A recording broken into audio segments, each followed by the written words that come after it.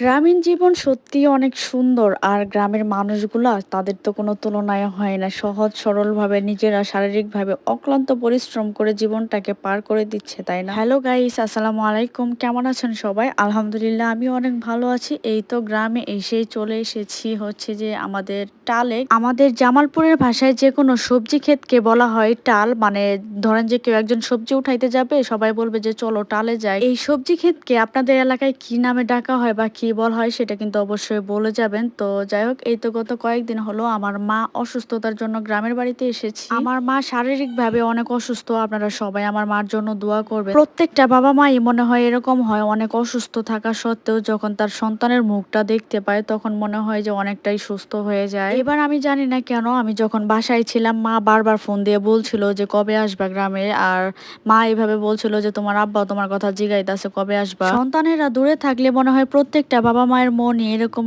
করে আর কি, মনটা হয়তো বা তাদের কাঁদে যে সন্তানের মুখটা কখন দেখতে পারবো। তো যখন আমি আসছি আমার মা অনেকটাই অসুস্থ ছিল। আসার পর দেখলাম যে মা হচ্ছে যে মানসিকভাবে টেনশনে ছিল, যেহেতু আমার কোনো ভাই নাই। আমাদের তিন বোনেরই যেহেতু বিয়ে হয়ে গিয়েছে, তো দেখা যায় যে তিন বোনেই একসাথে খুব কম আসা হয়। দেখা যায় যে আপু চলে গেছে, ও চলে যাওয়ার পর আমি আসি, আবার আমি চলে গেলে আমার ছোট বোন আসে। মানে একজন চলে গেলে আরেকজন আসলে হয় কি, বাবা মার একাকিত্বটা এতটা হচ্ছে যে অনুভব করতে পারে না। আমাদের ছেলে মেয়েদের জন্য আমার আব্বা তো অনেকই পাগল। আব্বা আমা দুইজনেই, তাদের সাথে কথা বলেই দেখা যায় যে তা আব্বার দিন পার হয়ে যায়। আর বেশিরভাগ সময় যখন সারাদিন অক্লান্ত পরিশ্রম করার পর বাড়িতে আসে, যতক্ষণ সময় বাড়িতে থাকুক না কেন ততক্ষণ সময় দেখা যায় যে ওদের সাথে খুনসুটিতে ব্যস্ত। আর আমাদের তিন বোনেরই ছেলে মেয়েগুলো আমার আব্বা আমার জন্য অনেক পাগল। আমি দেখেছি প্রত্যেকটা সন্তানই কেমন যেন তার নানা নানুর হচ্ছে যে অনেক ভক্ত থাকে, অনেক পাগল থাকে। আর আমার ছেলে দেখা যায় যে যদি ওর নানু বাড়িতে আসে তাহলে নানা নানুর অনেক ভক্ত হয়ে যায়, আবার যখন ওর দাদু বাড়িতে যায় ওর দাদা দাদুর অনেক ভক্ত হয়ে যায়, এরকম একটা অবস্থা। আমার ছেলের মতো কি আপনাদের ছেলে মেয়েরাও করে কিনা সেটা কমেন্টে কিন্তু জানিয়ে যাবেন। আর এই যে গ্রামে এসে অনেক দিন পর পটল উঠাচ্ছি, আমি কখনোই এভাবে পটল উঠাই নাই। মা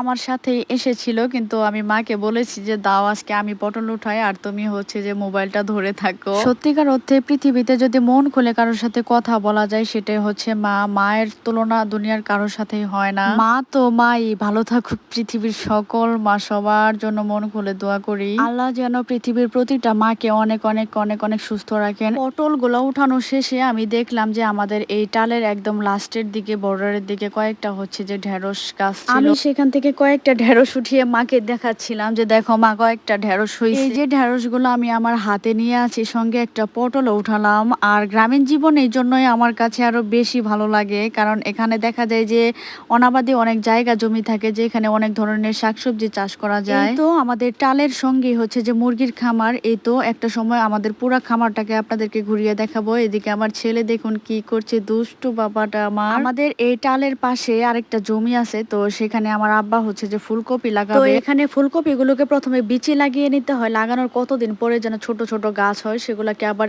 এই তো সমস্ত জায়গা জুড়ে এখানে শুধুমাত্র ফুলকপি লাগানো হবে। আমাদের এই জায়গাটাতে আগে পানের বরজ ছিল।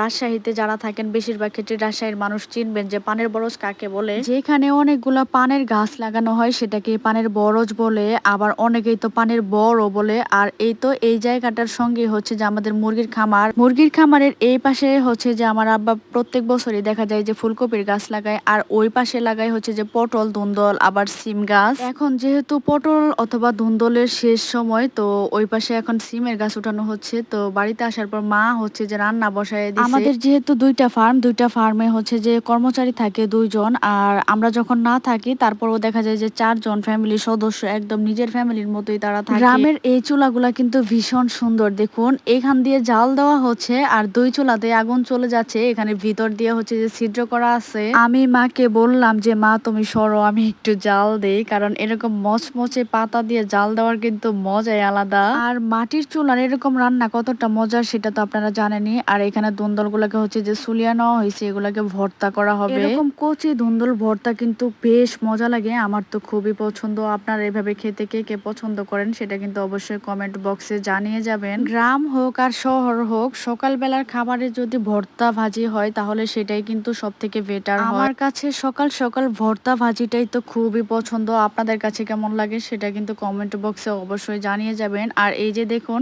মাটির চুলায় রান্না করে আমার বেশ ভালো লাগছে। আমি আমার হাতটাকেও দেখিয়ে দিলাম। এদিকে আপনাদের সাথে কথা বলতে বলতে ধুন্দলটাও কিন্তু সিদ্ধ হয়ে গিয়েছে। তারপর আমার ছেলে হঠাৎ করে বায়না ধরেছে যে সে ভাজা মাছ দিয়ে ভাত খাবে। তাই আর কি আমার মা হচ্ছে যে ওকে একটা কই মাছ ভেজে দিল।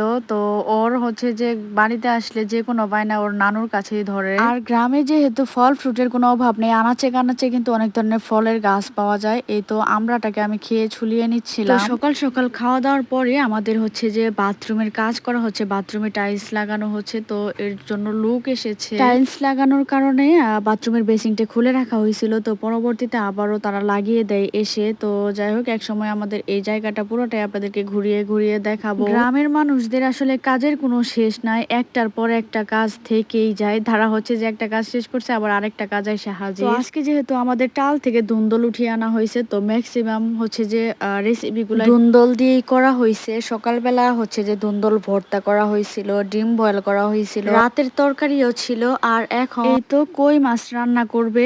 আর কই মাছটা রান্না করা হবে হচ্ছে যে এখানে পেঁপে কেটে রাখা হয়েছে, তারপর ধুন্দল আলু এগুলো দিয়ে রান্না করা হবে। আর সঙ্গে হচ্ছে যে ধুন্দল ভাজিও করা হবে। এই হচ্ছে আজকে দুপুরের রান্না। বাবার বাড়িতে এসে সারাদিন কিভাবে মার সাথে দিন পার করলাম এগুলো আজকে আপনাদের সাথে শেয়ার করলাম। এই তো এখন ছিল বিকেল বেলা, মানে সন্ধ্যার আগে আগে আর কি। চাচাতো বোন আন্টি সবাই মিলে গল্প করছিলাম, আর সেই সাথে আমার গ্রামের বাড়িটাও আপনাদেরকে দেখিয়ে দিলাম। তো আজকের এই ব্লগটি আপনাদের কাছে কেমন লেগেছে সেটা কিন্তু অবশ্যই কমেন্ট বক্সে জানিয়ে যাবেন। সকলে ভালো থাকবেন, দেখা হবে নেক্সট কোনো ভিডিও।